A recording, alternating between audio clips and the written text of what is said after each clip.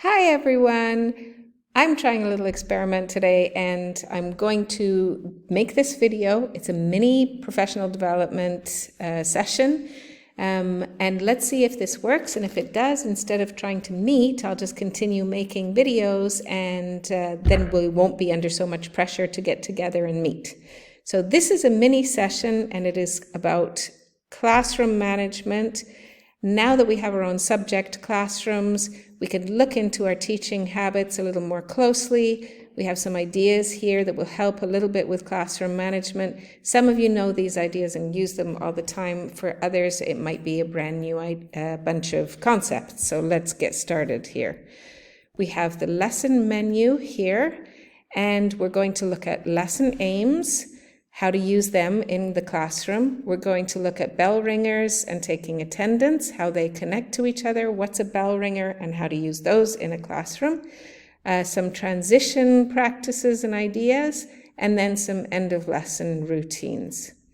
So in terms of the lesson aims, you can phrase lesson aims as inquiry questions, which is very DP, or very IB, or as simple lesson aims. So, for example, the inquiry questions for this PD session would be: what basic strategies can be used by teachers to manage student behavior, facilitate learning, review or preview ideas, and establish routines now that most of us are in our own classrooms?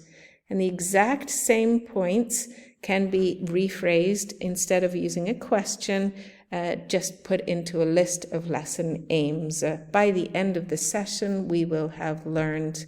And this is great because if it's a question, at the end of the lesson, you can go back to the question and the students can answer it so they know what they have done in the lesson. If it's a list of lesson aims, you can go back to the list and tick them off with the students. So again, the students will be more aware of what they've actually accomplished in the lesson. Okay, so now I'm going back to my lesson menu, which is another good habit. If you have a lesson menu, it doesn't have to be prepared ahead of time. It could simply be a couple of things that you've handwritten on the board. But again, it helps to pace yourself through the lesson, and it helps students to understand where they are in the lesson. Now we're going to talk about the second thing on the menu, which is bell ringers and attendance.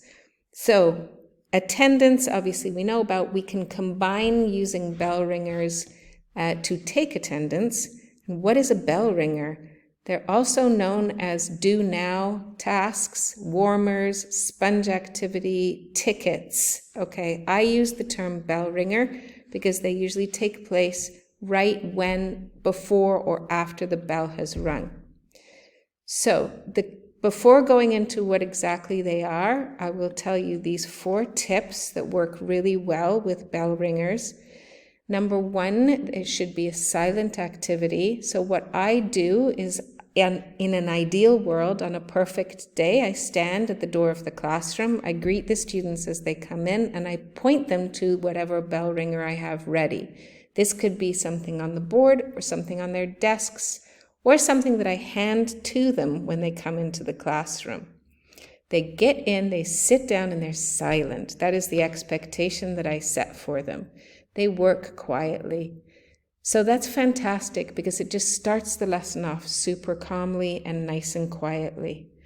It's independent. Bell ringers should be independent work. Not always, but if you do want that silence, then use independent work. Students don't interact. They're quietly getting on with their little task.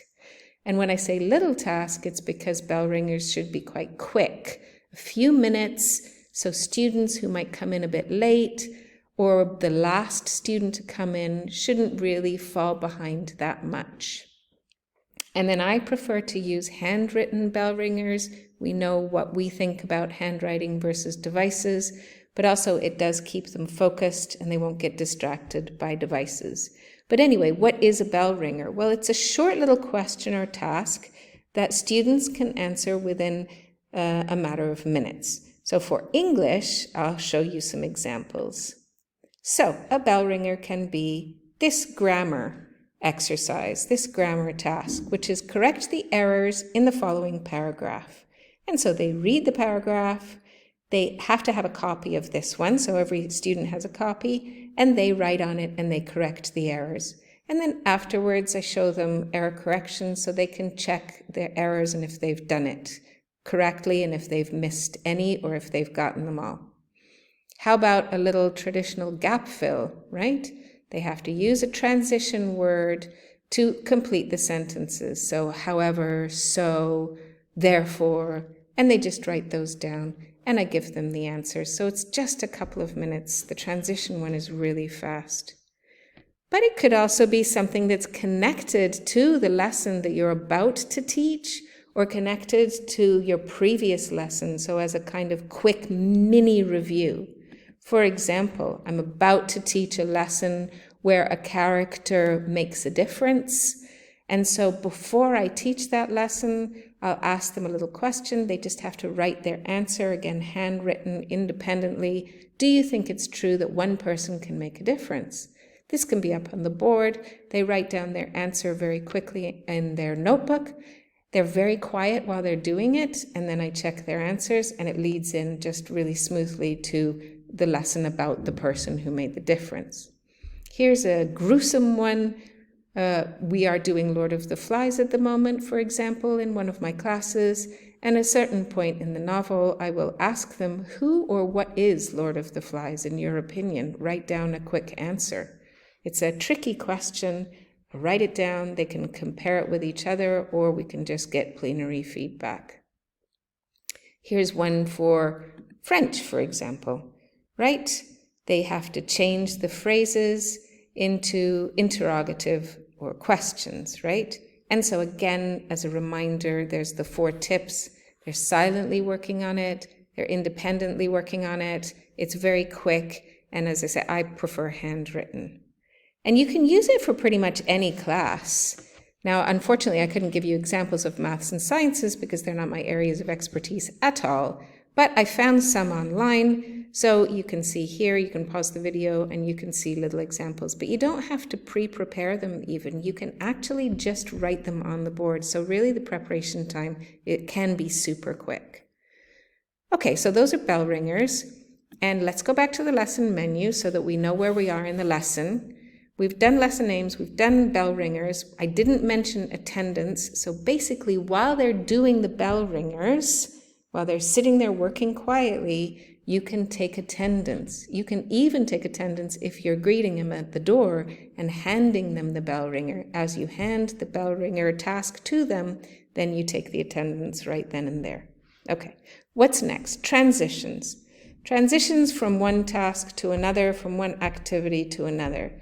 They can be rowdy, they can be crazy. That's exactly where students, especially perhaps ones who don't have a high level of focus, or if they're a little bit hyperactive, this is where they get lost.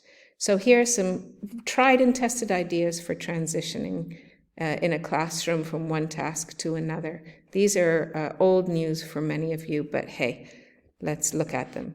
One can be verbal cues. So you can have a special voice that you put on to get kids' attention. You can have a special sentence you can say. You can even be saying a sentence and stop in the middle. That always gets their attention. And that lets them know that something different is coming up. There are nonverbal cues, nonverbal ways of getting attention. You want everybody to stop talking or discussing. So you put your hand up and they all stop talking because they know that that is your cue. I have a little bell, that's that green bell there. I ding it sometimes and they know that it's time for a change. Some teachers have a little chart for voice levels, which they just silently point to, for example. And some great technique is actually to change your position in the classroom so that you might be always at the front of the classroom, but you always go to this one place in the classroom where you want. And if you stand there, that means it's time for the students to quiet down and look and listen. And it's a special place only for that moment. So those are just different ways of transitioning from one type of a task to another. so that things don't descend into chaos and you hopefully don't have to scream at your students. Okay, as I say, you probably know all of these, but hey, a reminder is always good. Let's go back to the lesson menu. So we've done lesson aims, bell ringers and attendance, you've done transitions. Now we're just going to super quickly look at some end of lesson routines. Now a lot of people think that routines are necessary for the tiny learners, but for the older teenage learners, they're not necessary. Actually, a lot of kids really like routines, especially the kids, again, perhaps with special educational needs or with some problems with focus or both. And so end of lesson routines can be a really good way, again, of keeping the focus and just finishing the lesson peacefully. So you can give exit tickets, some checks, exit tickets. Exit tickets are similar to bell ringers, but they're at the end of the lesson. You could, for example, just quickly write on the board 3 things that you know now that you didn't know at the beginning of the lesson. Super simple. There's many more exit tickets when we can go over some ideas at a later date. Students should hand in their work. They should have a place to hand it in the classroom, a fixed place if you have your own classroom, and obviously pack up, but very quietly, okay? Also, remember to look at the lesson aims. Look to see if your lesson aims were met. Number 3, I'm unfortunately for the students a big fan of I dismiss you, not the bell. So even if the bell goes off, they are sat down and they wait until I say that they can go. And then I really hope that students say thank you, that they say bye, they don't just rumble out of the class screaming and shoving each other. Sometimes I insist on it. And again, it just keeps that calmness. It's not going to happen all the time, and it's not going to happen with all classes, and we all know that. But it just keeps that calmness and that tranquility between the end of your lesson and hopefully the beginning of their next lesson. So now let's look really quickly at our lesson aims. Have we learned some very basic strategies to manage student behavior? Sure, I think so, for nice quiet exits and entries. Facilitate learning? Absolutely. The bell ringers can super facilitate learning. And also, if control over the class definitely facilitates learning. To review or preview ideas? Yes, hopefully some of these ideas were no, but if not, hopefully they provided a nice revision. And to establish some routines. Routines are always a good thing, regardless of how old students are. Even when I taught adult students, we used routines. So thank you very much. And I hope that this worked, and I hope that we can continue doing little sessions like this because it would be really great and super efficient as well. Okay, thanks very much. Bye.